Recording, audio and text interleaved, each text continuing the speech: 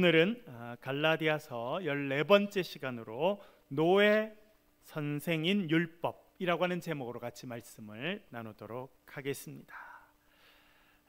첫 번째도 노예 선생인 율법이라고 하는 제목입니다. 갈라디아서 3장 23절 24절 한번 읽어보겠습니다. 같이 읽겠습니다. 시작. 믿음이 오기 전에 우리는 율법 아래에 매인 바 되고 계시될 믿음의 때까지 갇혔느니라. 이같이 율법이 우리를 그리스도께로 인도하는 초등교사가 되어 우리로 하여금 믿음으로 말미암아 의롭다함을 얻게 하려 함이라. 아멘. 지난 시간에도 율법에 대해서 살펴보았습니다. 이번 시간에도 율법의 역할에 대해서 사도 바울이 말씀하고 있습니다. 율법은 좋은 것입니다. 그러나 율법으로 인해 죄가 역사하게 되었습니다. 참 아이러니죠, 여러분. 율법, 하나님의 백성이 지켜야 되는 율법, 하나님의 백성답게 살고 하나님 주신 은혜를 누리도록 하나님께서 율법을 주셨습니다. 그런데 율법의 특징은 법이기 때문에 어기는 사람이 있고 지키는 사람이 있습니다. 어기는 사람은 정죄를 받게 됩니다. 그래서 그 결과로 죄에 눌리게 되고 죄의 지배를 받게 되고 결국 죄의 백성이 되어서 사망에 이르는 일이 생기게 되었다라고 하는 것을 사도 바울이 말해주고 있습니다.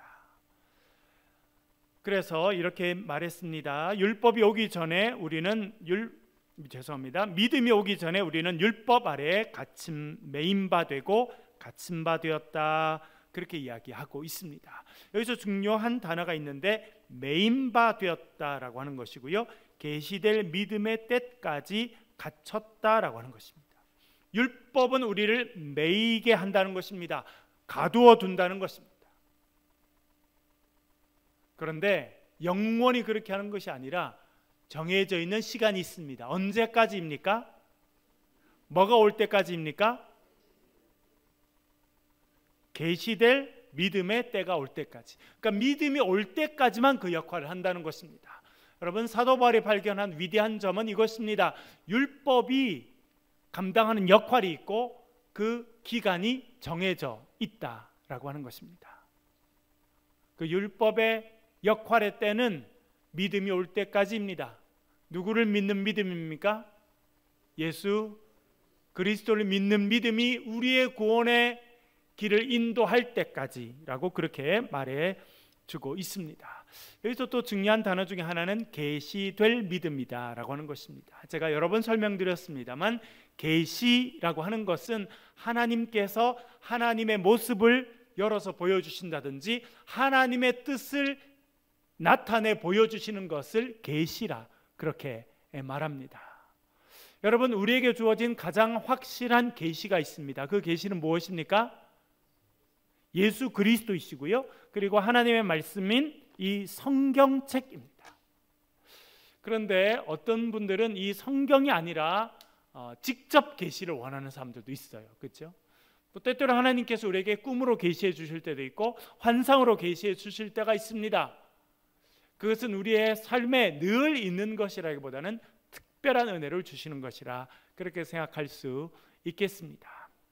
그것이 계시인데 하나님께서 계시의 말씀, 계시의 믿음의 때를 허락해 주실 때까지 율법이 역할을 하였다. 그렇게 말합니다.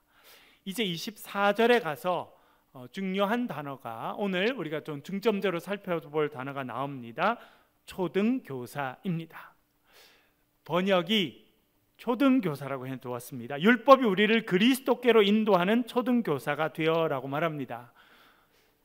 혹시 이 초등교사라는 번역이 우리 전에 썼던 개역 성경에는 뭐라고 되어 있었는지 기억하십니까? 그렇죠. 몽학 선생. 더 어려웠어요. 무슨 말인지, 몽학 선생이 무슨 말인지 잘 모르겠어요. 네. 왜냐하면 이 단어를 뭘로 번역해야 되는지 고민이 많았습니다. 그래서 몽학 선생님 무슨 말인지, 여러분 몽학이라는 말이 무슨 말입니까? 저도 도대체 그 단어가 어디서 왔는지 잘 모르겠어요. 근데 이번에 다시 이렇게 개역 개정 성경을 바꾸면서 초등교사라고 했습니다. 여러분, 우리나라의 초등교사는 좋은 직업입니까? 별로인 직업입니까? 여러분, 여기도 초등교사로 섬기시는 분도 있고 섬기셨던 분도 있는데 가장 좋은 직업 중에 하나입니다. 특별히 우리나라는 교육에 관심이 많아요. 그래서 우리나라는 자녀들의 교육을 위해서는 우리 부모님들이 모든 걸 희생할 마음을 갖고 있습니다. 우리나라 지금 세계 경제 규모로서는 12, 11위에 이르는 경제 대국이라고 하는 평가를 받을 만큼 성장한 그 이면에는 교육이 있습니다. 부모님들이 먹는 것 줄이고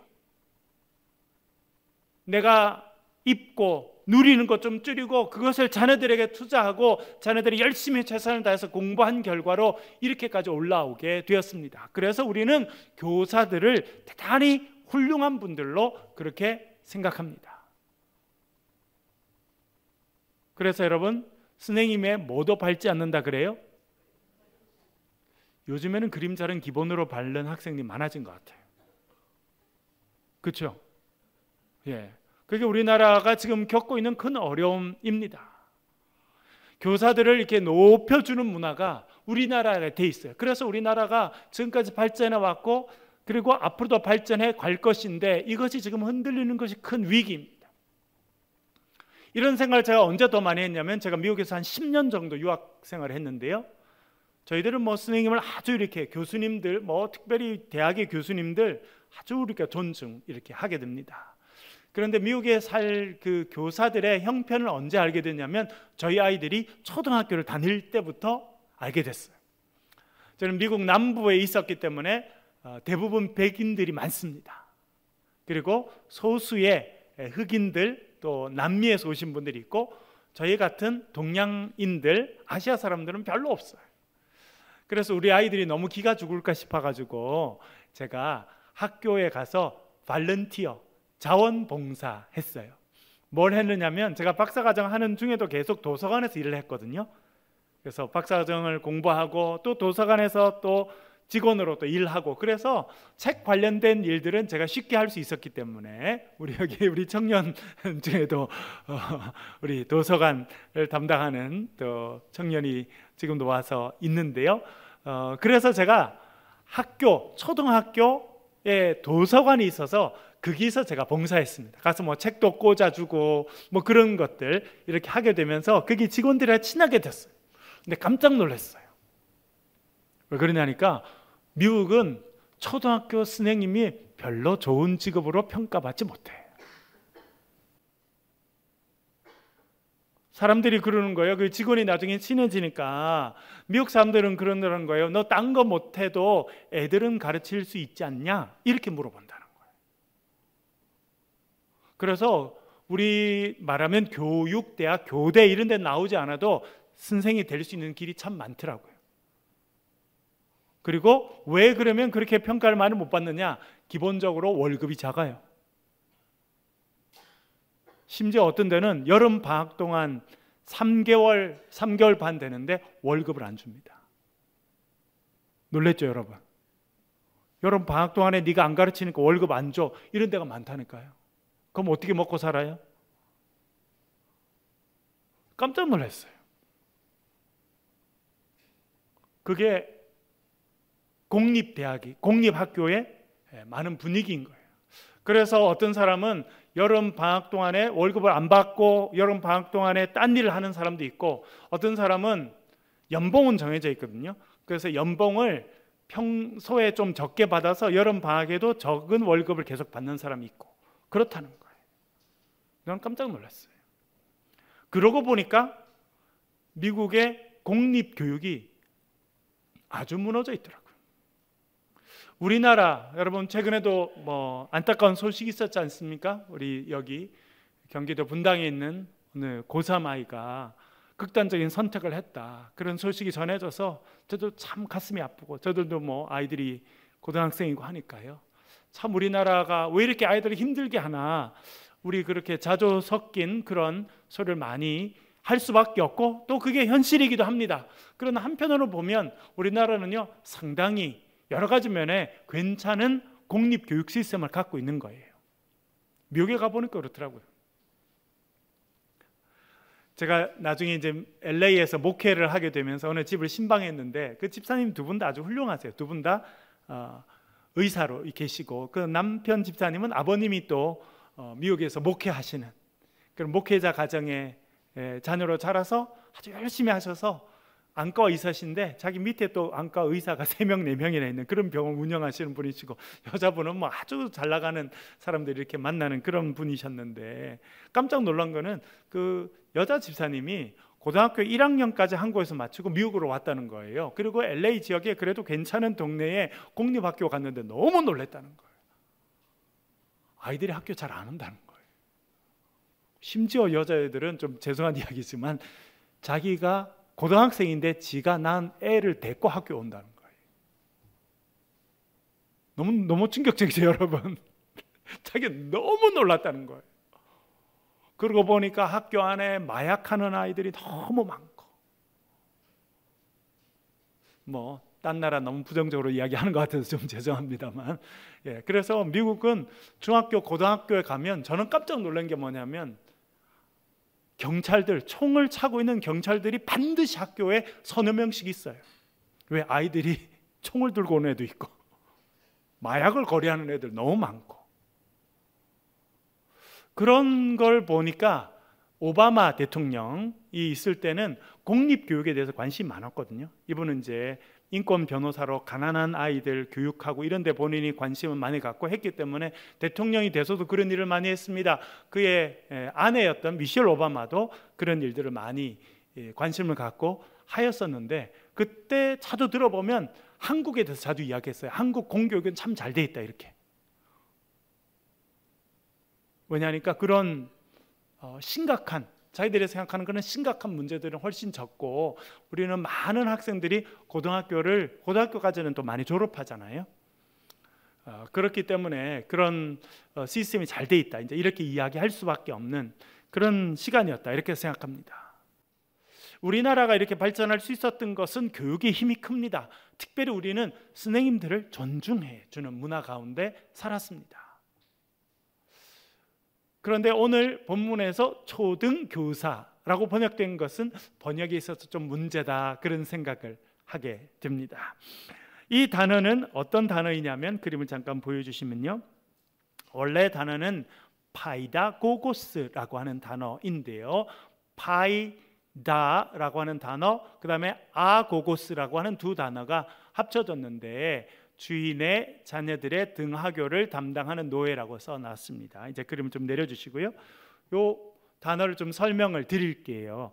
뭐냐면 두 단어가 합쳐졌는데 앞에는 파이디온이라고 하는 단어에서 나왔는데 여러분 혹시 기독교 교육에 관심 있으신 분은 우리나라에 있는 출판사 중에서도 우리 그 자녀들을 위한 교육 자료들을 만들어내는 선교회 중에 파이디온 선교회라고 있습니다.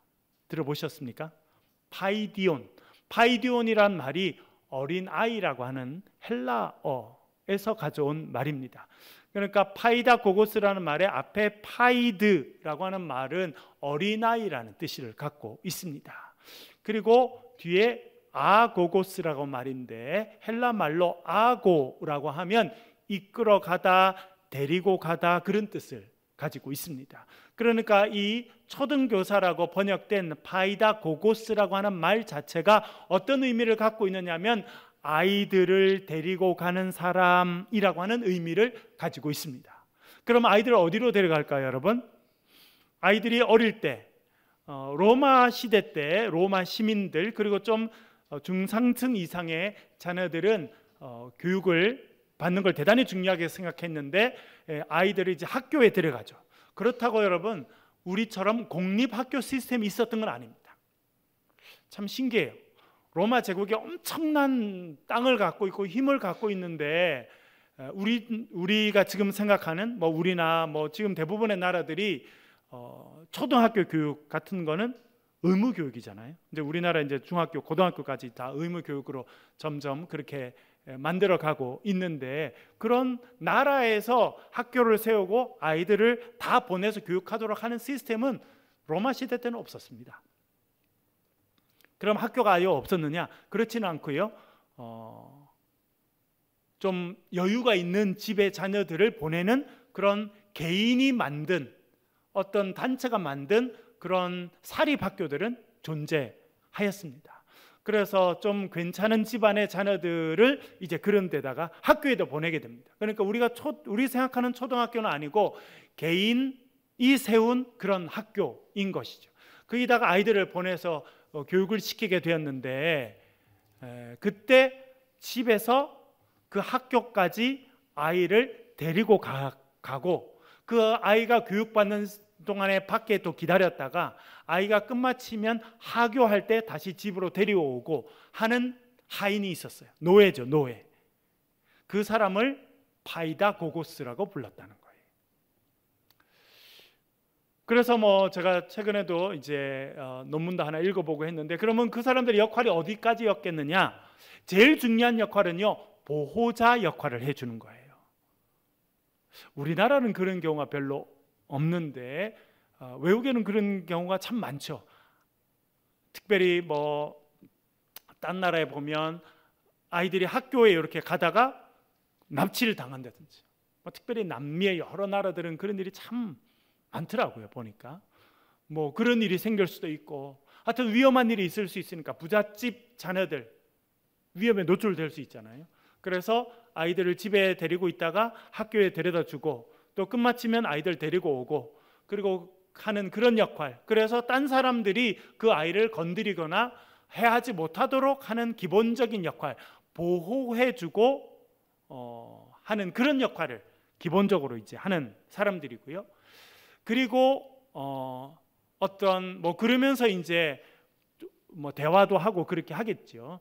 그러나 이 파이다고고스라는 사람은 우리가 생각하는 것처럼, 우리는 지금 초등교사라고 했는데, 초등학교 선생님은 여러분 학교에 오면 아이들에게 수학도 가르치고 글 읽는 것도 가르쳐주고 막 그렇게 하잖아요. 그런 역할을 전적으로 담당했던 건 아닙니다. 그런 사람은 따로 있었어요.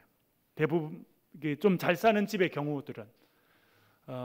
그래서 이 오늘 본문에서 초등교사라고 번역된 파이다고고스는 주로 아이들을 학교에 데려가고 학교에서도 데리고 오고, 그러면서 기본적인 행동 교육 같은 약간의 훈육, 그런 거를 하는 사람을 파이다고고스라고 이야기했고, 그거를 우리나라 이번에 번역에서는 초등교사라고 그렇게 번역하였습니다. 그런데 이 사람은 주로 말씀드린 것처럼 아이들에게 지식을 가르치고 삶을 가르치는, 어떤 가르치는 역할이 중요하다기보다는 프로텍트, 보호해주는 역할을 주로 하는 사람이었고, 말 그대로 아이들을 데리고 다니는, 뭐 아이들이 학교에도 갔다가 어디 친구의 집에도 갈 수도 있지 않아요? 그리고 또 딴 데 어디 뭐 파티 같은 데도 갈 수 있고, 그럴 때 이 사람들이 주로 데리고 다니는 역할을 하였습니다. 사도 바울은 그 생각을 갖고 있었어요.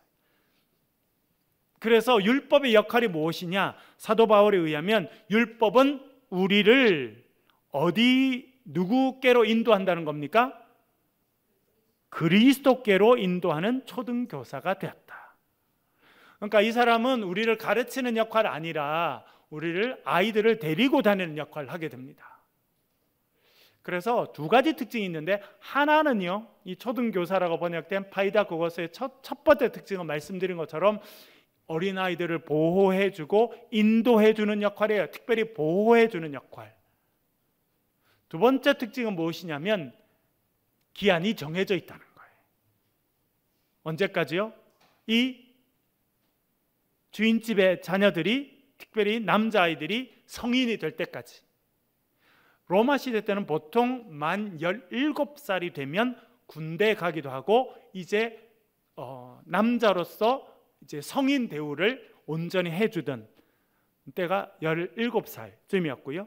그리고 아까 말씀드린 것처럼 아이들을 학교에 데려가서 학교에서 교육받고 하는 그때는 만 7살 정도라고 생각됩니다. 그 전에는 이제 집에서 주로 가르쳤고요. 그러니까 7살 돼서부터 17살 때까지 한 10년 정도 이 아이들은 학교에 다니기도 하고 밖에 가서 이제 교육을 받기도 하는데, 그럴 때 이 아이들을 데리고 다니는 역할을 했던 사람들이 파이다 고고스고, 그 사람을 그 단어를 우린 초등교사라 그렇게 우리 성경에 번역하였습니다. 보호해주는 역할이 첫 번째고, 두 번째는요, 기간이 딱 정해져 있었어요. 그리고 세 번째 특징은 뭐냐면 100%는 아니지만 90% 이상 이 사람들은 노예였다는 거예요. 노예. 그러니까 근데 노예지만 이 사람들에게 권한이 좀 많이 주어져 있었어요. 예를 들어 아이들이 학교 갔다 오다가 나쁜 일에 휩쓸리거나 하면 주인의 아들이었지만, 주인의 딸이지만 훈육을 할 수 있었어요. 혼을 내기도 하고 심지어 매를 들 수 있는 그런 자격들도 갖고 있었습니다. 그런데 17살이 넘어서 성년이 되면 완전히 바뀌는 거예요. 17살 된 이 아이가 이제 이 집의 상속자의 지위에 서게 되고, 이 아이를 학교에 데리고 다녔던 이 사람은 이 사람 밑에 있는 노예가 되는 거예요.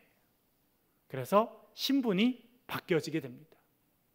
사도 바울은 그것을 생각하고 율법의 역할이 그거구나 그렇게 생각했습니다. 율법의 기본적인 역할은 정하전 때까지 하나님의 백성들, 이스라엘 백성들을 보호해주고 이끌어주는 역할을 했다는 거예요. 그것이 율법의 역할이라고 하는 것입니다.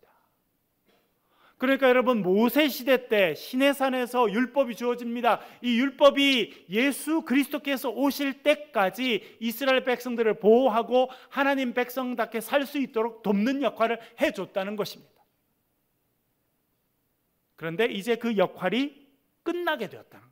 왜요? 예수 그리스도께서 오시고 이제 믿음의 시간이 열렸기 때문에 그 율법의 역할이 끝나게 되었다 그렇게 말해주고 있습니다. 그런데 사도 바울이 여기서 하나 더 이야기하는데요, 율법이 하는 역할은 무엇이냐면 우리를 누구께로 인도한다는 겁니까? 예수 그리스도께. 그건 무엇이냐면 율법으로 우리가 구원받을 수 없기 때문에 그렇습니다. 여러분, 율법의 행위로 사람이 구원받을 수 있습니까? 없습니까? 사도 바울이 갈라디아에서 계속 가르치는 것, 강조하는 게 그것입니다. 율법을 잘 지키고 율법의 행위로 인간이 구원받을 수 없다는 것입니다. 율법을 지키면 지킬수록 인간은 정죄될 가능성이 많아요. 죄 아래 있을 가능성이 많습니다. 그러면서 깨닫는 건 뭐냐면 율법을 잘 지켜서 구원받을 수 없다는 것을 깨닫게 됩니다. 그 깨달음은 우리를 어디로 인도하냐면 하나님의 은혜 앞으로 인도합니다. 인간의 행위로 구원받을 수 없는 우리들이 결국 가야 되는 것은 하나님의 은혜이고, 그 하나님의 은혜는 예수 그리스도를 통해서 주어졌습니다. 그래서 사도 바울은 율법은 우리를 예수 그리스도께로 인도하는 노예 교사다, 노예 선생이다 그렇게 말해주고 있는 것입니다. 우리가 지난번 로마서를 살펴볼 때 율법이 하는 역할을 한 번 더 살펴본 적이 있는데 잠시 살펴보겠습니다. 로마서 3장 20절 말씀 한번 읽어보겠습니다. 로마서 3장 20절입니다. 읽겠습니다. 로마서 3장 20절이요. 시작. 그러므로 율법의 행위로 그의 앞에 의롭다 하심을 얻을 육체가 없나니 율법으로는 죄를 깨달음이니라. 아멘. 로마서에서 강조하는 율법의 역할이 있죠. 율법의 역할은 무엇입니까? 죄를 깨닫게 한다는 것. 지난번에 우리가 살펴본 것처럼 고린도전서 15장에서 가르치는 것은 무엇입니까?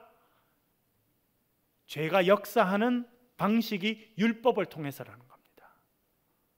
그래서 우리는 율법을 통해서 죄를 깨닫게 됩니다. 우리가 죄인인 것을 알게 됩니다. 그리고 깨닫게는 되지만 율법을 통해서 우리가 구원받을 수 없고 의롭게 될 수 없기 때문에 율법은 결국 우리를 하나님의 은혜 앞으로 인도해 가는 것이고, 그것이 곧 우리를 예수 그리스도께로 인도해 가는 것이다 그렇게 말해주고 있습니다. 그런데 여러분, 우리한테도 이 초등교사로 번역된 파이다 고고스가 많아요. 우리가 저 사람이 정말 내 선생님인가? 내가 정말 따라가야 될 사람인가? 나를 구원해 줄 수 있는 사람인가 생각하는 것이 많다니까요. 여러분, 예를 들어 7살짜리가 보세요. 자기가 학교 갈 때 나이가 많고 등치가 크고 자기를 보호해주는 이 파이다 고고스 노예 선생이 자기를 데려갑니다. 자기가 잘못하면 때때로 매를 딱 들고 똑바로 하라고 이렇게 가르치고 하면 그 사람을 두려워하겠죠. 따라가겠죠. 배우려고 노력하겠죠. 그렇죠? 그러나 자기의 참 스승은 자기를 학교로 데려다주는 그 파이다 고고스가 아니라는 거예요. 그런데 우리가 사는 세상에는요, 우리에게 그렇게 행동하는 거짓 교사들이 많습니다.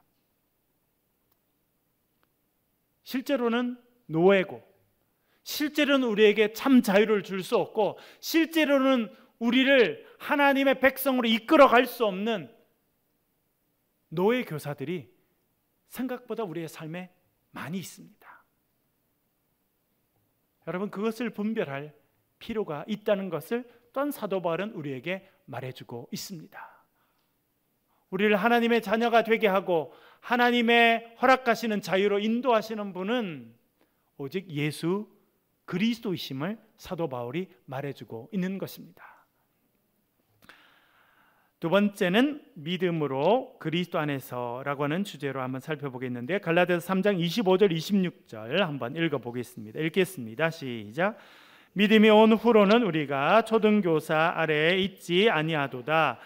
너희가 다 믿음으로 말미암아 그리스도 예수 안에서 하나님의 아들이 되었으니 아멘.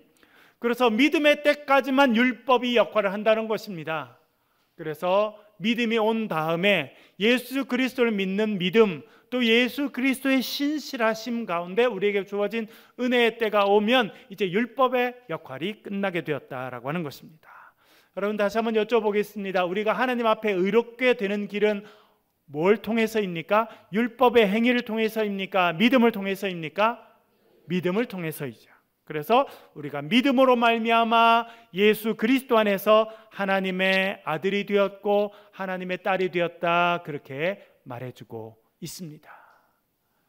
하나님의 아들이 됐다, 하나님의 딸이 되었다라고 하는 말을 또 다른 말로 표현하면 의롭게 되었다라고 하는 말입니다. 제가 몇 번 또 설명을 드렸죠, 여러분. 24절에도 나옵니다만 믿음으로 말미암아 의롭다함을 얻으려 함이라. 의롭다라고 하는 것은 우리가 죄의 씻음을 받았다라고 하는 뜻을 기본적인 뜻으로 갖고 있지만 또 하나님과 온전한 관계를 가지게 되었다라고 하는 의미라는 것을 제가 지난 시간에도 여러 번 반복해서 말씀드렸습니다. 우리가 하나님과 어떤 관계를 맺고 살아가야 됩니까, 여러분? 하나님 우리 아버지시고 우리는 하나님의 아들이고 딸이고 자녀로 살아가야 됩니다. 우리 최근에 시편을 우리 아침마다 묵상하는데 오늘 아침에도 묵상한 시편에 보니까 하나님을 어떤 분이라고 고백합니까? 하나님은 온 땅에 누구라고 고백하던가요? 왕이십니다. 하나님은 왕이시고 우리는 누가 되는 겁니까? 그의 백성이 되는 거죠. 하나님은 우리의 왕이시고 우리는 주의 백성이 되면 우리는 주님의 다스리심을 받는 거예요. 딴 사람 이야기를 듣는 것이 아니라 우리의 왕이신 주님의 통치를 받고 주의 말씀을 듣는 것입니다. 또 시편 23편에서 말하는 것처럼 여호와는 나의 목자가 되시고 우리는 뭐가 됩니까? 양이 되는 거예요. 그것이 하나님 앞에서 의롭게 된다라고 하는 것의 구체적인 의미라, 그렇게 말씀드릴 수 있습니다. 그래서 죄가 우리를 다스리는 것이 아니라 하나님께서 우리를 다스리시고 노예된 율법이 우리를 이끌어가는 것이 아니라 선한 목자이신 하나님께서 우리를 이끌어가시고 하나님께서 우리의 하늘 아버지가 되신다라고 하는 것, 그것이 의롭게 된다고 하는 것의 의미라, 그렇게 우리가 기억할 수 있고 또 그렇게 알고 있어야 합니다. 그리고 이것을 통해서 어떤 일이 있게 되느냐? 그리스도로 옷 입게 됨을 이야기합니다. 갈라디아서 3장 27절 말씀 같이 한번 읽어보겠습니다. 3장 27절입니다. 시작. 누구든지 그리스도와 합하기 위하여 세례를 받은 자는 그리스도로 옷 입었느니라. 아멘. 여기서 세례에 대한 이야기를 또 하고 있습니다. 우리가 로마서 6장을 살펴볼 때도 말씀드리고 제가 이 시간을 통해서 여러 번 말씀드렸습니다만, 여러분 세례 받으셨습니까? 네. 제가 군대에서 보니까 재밌는 친구들이 많아요. 군대 처음에 들어와가지고. 지금은 뭐 그렇지 않습니다만, 제가 이제 군목으로 할 때만 해도 군대가 너무 힘들어가지고 아이들이 이 내무반에 있는 게 너무 힘드니까 주일날 되면 이 교회에 오거나 성당에 가거나 법당에 가는 거예요. 그리고 거기 보면 재밌는 친구들이 많아요. 3개 종파를 다 섭렵하는 친구들이 많더라고요.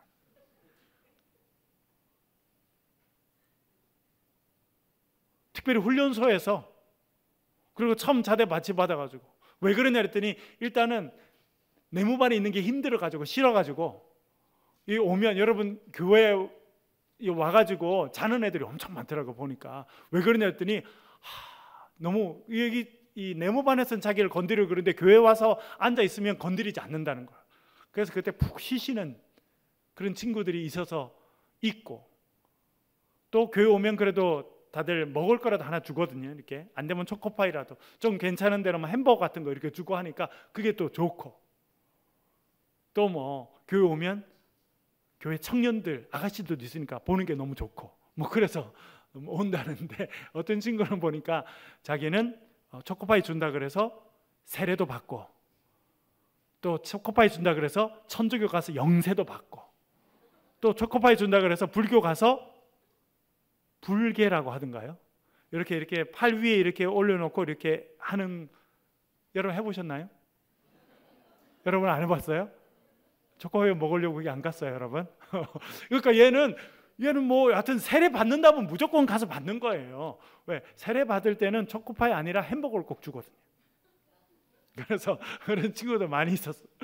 그리고 제가 나중에 목회를 할 때 보니까 어떤 사람이 있는 줄 알아요? 어떤 청년이 심각하게 왔어요. 목사님, 저 세례 다시 받을래요. 왜 그랬냐 그랬더니, 자기가 초코파이 준다 그래가지고 얼떨결에 나가서 머리 숙였는데 와서 물 붓고 이렇게 했다는 거예요. 근데 자기가 보니까 믿음이 전혀 없었다는 거예요. 자기는 초코파이 먹을 생각밖에 없었지 전혀 생각 없이 세례 받았다는 거예요. 그래서 다시 세례를 받고 싶다는 거예요. 다시 세례 줘요, 말아요? 예? 다시 세례 주면 큰 신학적인 문제가 될 수 있습니다. 재세례파가 될 수 있거든요. 세례는 한 번 받는 것을 기본 원칙으로 합니다. 왜요? 내가 믿음이 충만해서 세례 받았든지, 정말 제가 말씀드린 것처럼 초코파이 하나 먹고 싶어서 머리를 내밀었든지, 그러나 하나님께서 세우신 목회자가 합법적인 방식과 예식을 통해서 세례를 집례한 것은 그 자체로 합법적이고 또 충분히 온전한 것으로 인정하기 때문에 그렇습니다.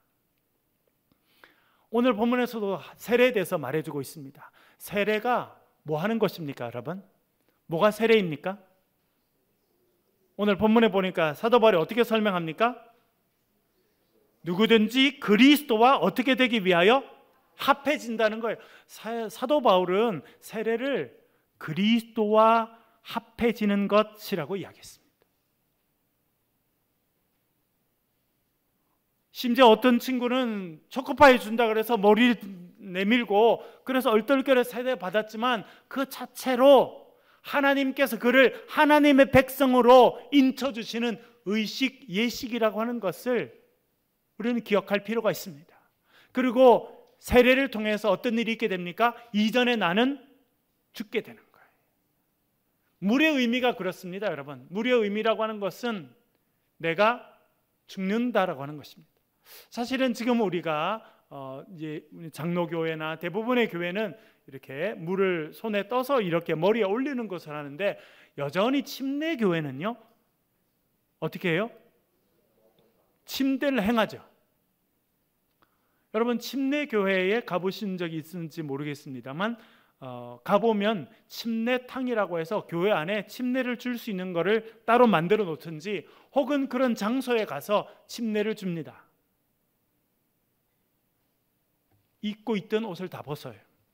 그리고 하얀 새 옷을 입습니다. 그리고 사실은 물 안에 완전히 들어가는 거예요. 그래서 세례 주는 그 목사님과 세례 받는 사람 그리고 도와주는 사람이 다 물에 들어가죠. 강 뭐 이런 데 가서 예전에는 아마 강 같은 데 하는 것 같고 예수님도 요단 강에서 세례를 받으셨잖아요. 그렇죠?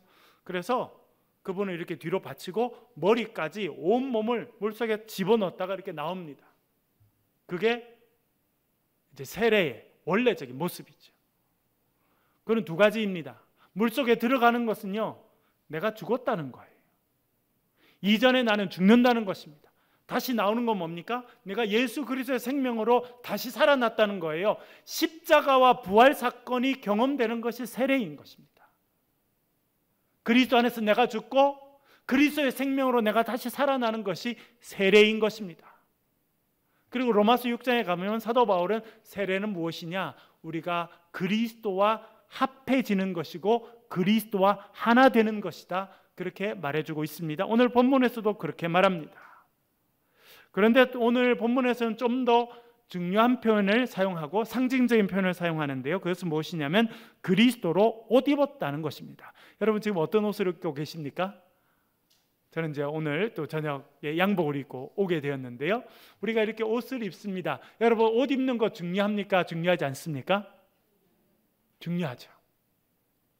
여성들이 많이 계신데 아주 예쁜 결혼식에 입는 드레스를 입으면 어떻게 걸을까요? 어떻게 행동할까요? 남자분들이 계신데 남자분들은 깨끗한 정장을 입는 것과 또 예비군 갈 때 예비군복 입을 때 하고 행동이 똑같은가요? 달라지던가요? 그런 이야기를 할 만큼 옷은 되게 중요한 의미를 갖고 있습니다. 사도 바울은 세례 받는다고 하는 것은 그리스도로 옷 입었다는 겁니다. 그러면 뭘 벗었다는 이야기를 하고 있는 것입니까? 뭘 벗었다는 거예요? 그리스도로 옷 입기 위해서는 우리가 이전에 입고 있었던 뭔가를 벗어야 그리스도로 옷 입게 되는데 우리가 뭘 벗었다는 겁니까? 죄의 옷을 벗었다는 것입니다.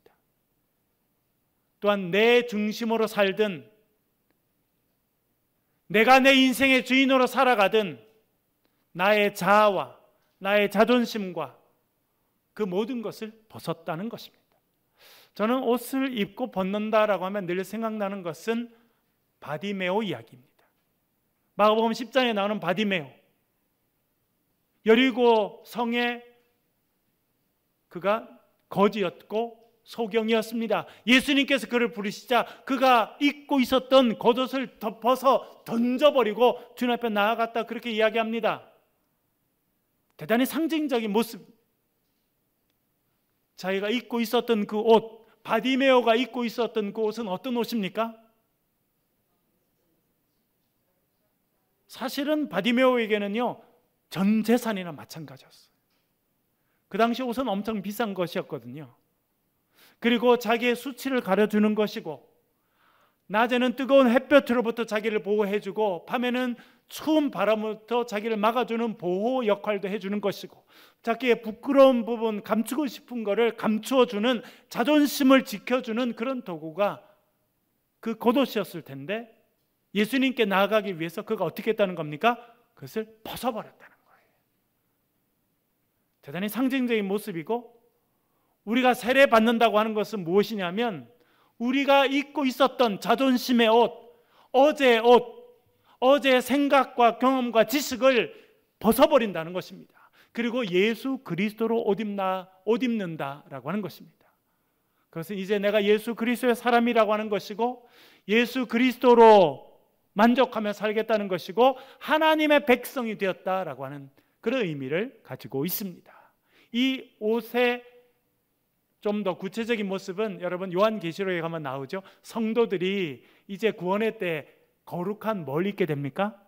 세마포, 흰 옷 세마포를 입게 되는 것인데 그것을 상징적으로 나타내 주는 것은 무엇이냐면 하나님의 온전한 백성이 되었다는 것입니다. 하나님의 은혜를 입는 백성이 되었다는 것이고, 오늘 본문에서 사도 바울은 그리스도로 옷 입었다 그렇게 말해주고 있습니다. 이것은 로마서 13장 우리 살펴볼 때도 읽어보았는데요. 로마서 13장 14절 한번 읽어보겠습니다. 읽겠습니다. 시작. 오직 주 예수 그리스도로 옷 입고 정욕을 위하여 육신의 일을 도모하지 말라. 아멘. 육신의 옷을 입고 있었던 것을 벗고 예수 그리스도로 옷 입고 살아가라. 그것이 믿는 자의 삶의 모습이라 말씀해 주고 있습니다. 여러분, 매일 예수 그리스도의 은혜의 옷을 입으시는 저와 여러분 되시길 주의 이름으로 간절히 축원합니다. 우리 한번 기도하겠습니다. 하나님, 우리가 세상의 초등교사를 따라갈 때가 참 많이 있었습니다. 그것이 다인 줄 알고 진리 앞으로 인도하지 못하는 많은 헛된 것을 따라갈 때가 있었습니다. 하나님, 오직 진리이신 예수 그리스도만 따라가게 하시고 예수 그리스도만 옷 입고 살아가는 우리 모두가 되게 달라고 기도해 주시고, 우리 가정과 자녀들과 우리 새창조 교회를 위해서, 우리 나라와 민족을 위해서 시간 소리를 내서 동서로 같이 한번 기도하겠습니다. 기도하십시다.